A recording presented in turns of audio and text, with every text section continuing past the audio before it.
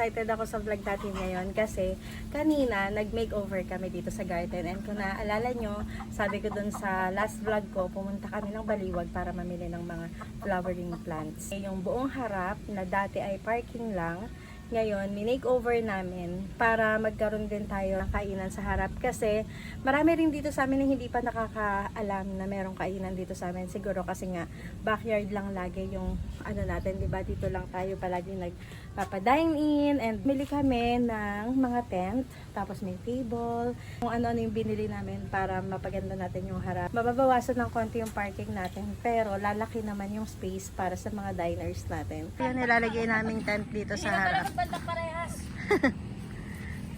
Ayan, dyan namin nilalagay yung mga barbecue, yung mga siomay namin.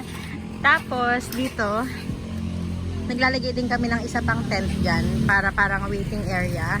Tapos, may isang tent pa dito kami na nilalagay dito sa gilid. Kainan din yung nandito. Tapos, eto yung mga pinamili namin halaman yung the day before ng bagyo. So yan, namili ako ng mga flowering plants sa Baliwag. Nagkasama ako sa kanila, kila Puti. And ayan, bumili lang ako ng roses, white angel, gumamela. Pero pinakamarami sa kanila yung mga roses. Yung mga ganitong maliliit guys, nakuha lang natin to ng 60 pesos.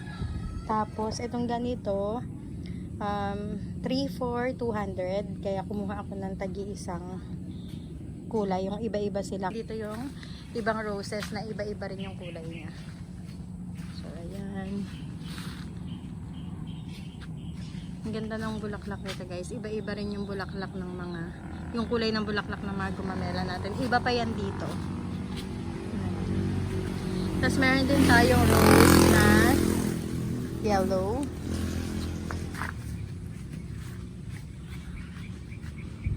And ito pa yung isang gumamela natin na orange. So yan ito. Yan. So nakabili rin kami ng 26 pots sa Baliwag. Tapos nakagastos kami kasama yung pots. Umabot ng mga kulang-kulang or mga 4,000 gano'n. Pero okay lang kasi nakaka-happy talaga sila. Kaya lang nalungkot sila ngayon guys. Kung makikita ninyo, malungkot sila kasi galing sila sa loob ng bahay natin. Pumili rin kami ng ano. Ito yung marami palang bubukang bulaklak. Yan. Diba? So yan, may mga nalanto pero okay lang yan.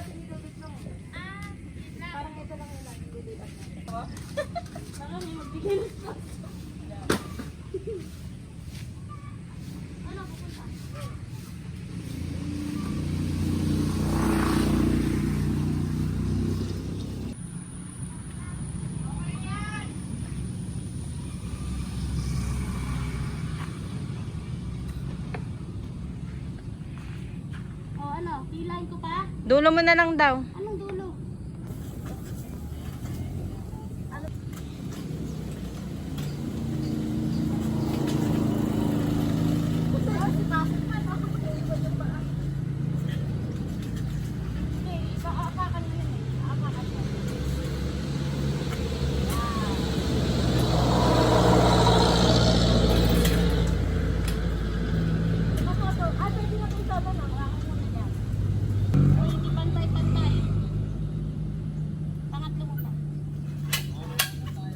Okay na. Okay na yun. Masyadong taas. Ito, hindi nakalak yung mga ganito pa. Oo, yan. Nagtay natin ako. Eh, di ba sa mga likod-likod ko naman? Ayan. Okay lang yan. Kasi hihigit yan. O kaya, tali ko muna dito, no? Tali. Ayan, sasabit ko. Next, 6-footer.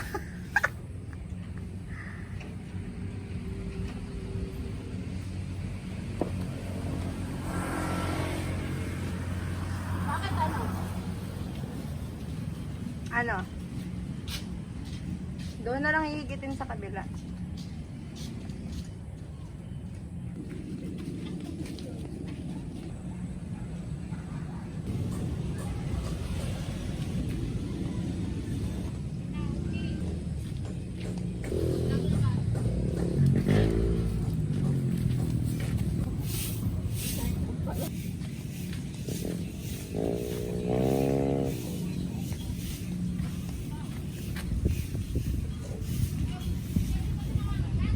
Ha? Malalaman natin. Ha?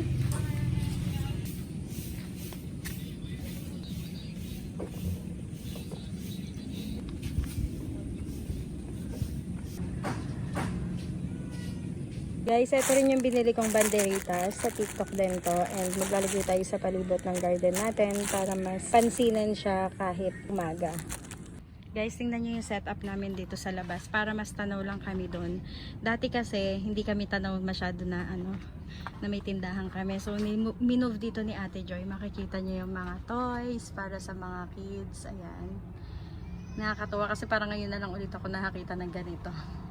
Tapos meron siya ditong mga candies nandito sa gilid. Ayan. Candy siya dyan, tapos fruity soda, tapos mga gulaman, tapos doon naman lalagay yung mga barbecue natin mamaya. Dito na rin yung ihawan sa gilid. Tapos may siomay din tayo mamaya. Masayang-masaya na naman ako. Tingnan nyo dito sa table natin. Andito yung mga ilang binili ko sa TikTok. Ayan, kasi nag-affiliate din ako guys. At yung mga nabibili ko, yun yung mga pinupost ko dito sa ating vlog. And eto, dito kami na-excite. Kasi ito lang naman yung in-order natin na table. Ito na siya. Nabuksan na namin. Tapos itong paa pala na-adjust pa siya. Akala namin kanina mababa. Pero pwede pala siyang hatakin para tumaas siya. So ayan, may lock din siya. Para hindi siya magpo-fold na. So yan. Ang ganda talaga pag white. Hi guys, good morning. Ngayon ko na lang sa inyo, matutour yung front yard natin. So ito yung mga pinagagawa namin. Diyan sa unang tent kami naglalagay ng mga paninda namin. Tapos ito yung sinasabi ko sa inyo, isang tent na nilagay namin.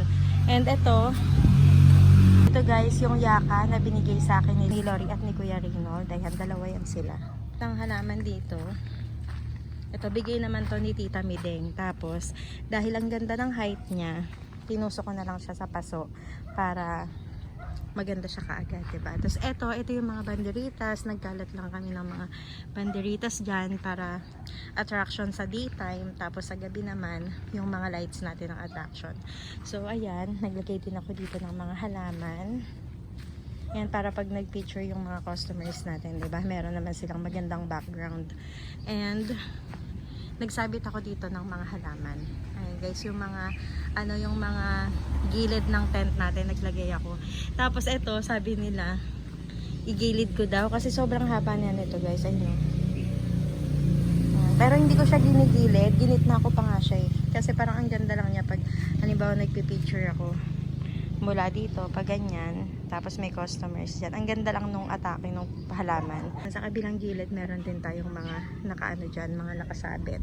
So, ayun, sa umaga, banderitas talaga yung pinaka-attraction dito sa amin kasi parang tumatawag talaga siya ng attention, diba? Ayan. Tapos sa gabi naman, pag binuhay na natin yung mga lights, ayun naman yung attraction sa gabi. So, naglagay pa kami ng isang tent dito. Ito. Ayan, and pwede rin mag-dine-in dyan. Dito sa gilid, dun ko nilagay yung mga iba pang natitirang succulents, tapos yung mga flowering plants na binili natin, yun yung mga naka-white pots dun sa gilid. Tapos, ayan, ganyan. Para yung mga naghihintay ng take-out nila, or minsan may kumakain din dito guys, ito oh. Minsan 4 dito sila kumakain at pinagkakasya nila yung sarili nila dyan. Pero dapat din ito ay parang pinaka-waiting area lang natin sa mga nagti-take out or kaya yung mga nagbi-merienda lang, ganun. Pero syempre, kung gusto naman nilang kumain dyan is okay lang. Itong table and chair set natin na to, is nabili ko lang din sa TikTok dahil nag-affiliate tayo. So kung gusto niyo guys ng ganito na ilalagay sa garden nyo, i-check nyo yung yellow basket ko sa TikTok. Makikita nyo talaga dun lahat halos ng mga dinagdag natin dito sa front yard.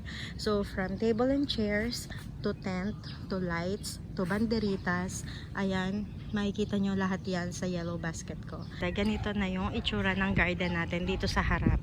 And dire-diretso na yan papunta dun sa likod.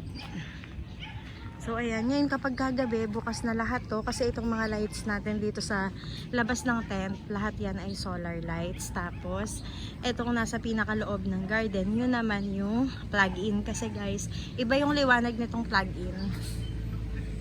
Yan, iba yung liwanag niyan. Kaya inikot namin yan sa tent. Kasi yan pa lang, ano na kaagad yan, liwanag na kaagad sa buong table dito. And hindi na namin kailangan maglagay ng ilaw sa gitna para mas maganda rin pag pinicturean. Yung ating backyard ay ganun pa din. So ayan, dito sa gilid, makikita nyo yung mga halaman natin. Ayan. Ito yung banderitas, yung ilaw, pinakabit ko lang doon sa may sa may puno, pinatali ko lang. And ayan, dito sa gilid, ito pa rin yung papunta doon sa ating backyard. So yan yung daanan. Naglagay din ako ng banderitas dito guys, tingnan nyo. Diba, papunta doon sa dulo. Galing naman ako sa likod, papunta dito sa harap. Ganito naman yung itsura niya. So ayan guys, yun yung fiestang fiesta. Kaya dito, kaya masaya na ngayon tingnan. Tapos pagka mga motor pwede naman mag-park dito, pero pag mga 4 wheels, nakikipark na lang kami sa kabila. And pag gagabi, ayun na kami. Nagpapatugtog-tugtog kami. So dito sa harap guys, ito yung favorite kong tambayan. Kasi bukod sa ang ganda, tapos pwede ka mag-picture kasi parang kahit saan ka tumingin, meron kang background ng halaman. Tapos, bukod pa doon, etong ating upuan. Sobrang sarap sa likod. As in, parang nakaka-relax siyang gamitin. Nung una, hesitant ako kasi parang manipis lang. Pero, ang ganda niya talaga. So, ayun guys, itsura ng garden natin. Ito na yung makeover ng Goto by Garden. So, yan, hindi lang tayo sa backyard ngayon. Ay, inuunti-unti rin natin yung front yard. So, ayun guys, sana nagustuhan nyo yung vlog natin ngayon.